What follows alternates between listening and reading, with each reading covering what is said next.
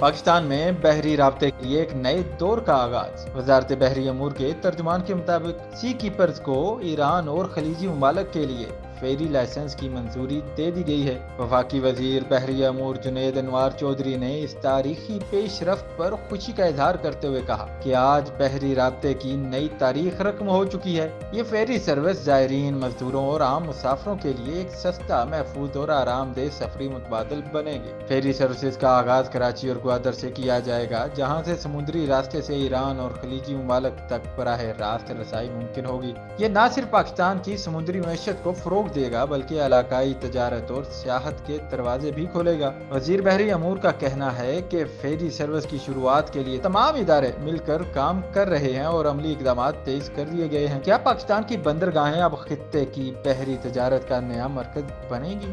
فیصلہ وقت کرے گا، لیکن پہلا قدم مضبوطی سے اٹھایا جا چکا ہے۔